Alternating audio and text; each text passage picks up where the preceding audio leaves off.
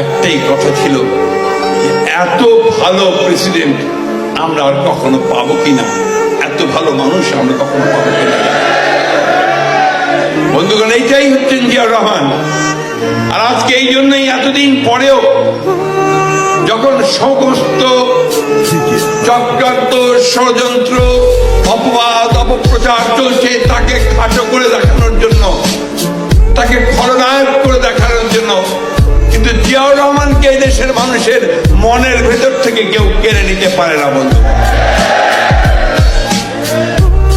কারণ একটাই, যে নীতি 1971 সালে এই স্বাধীনতার ঘোষণার মধ্য দিয়ে এই দেশের মানুষের বুকের মধ্যে, হৃদয়ের মধ্যে জায়গা করে নিয়েছে।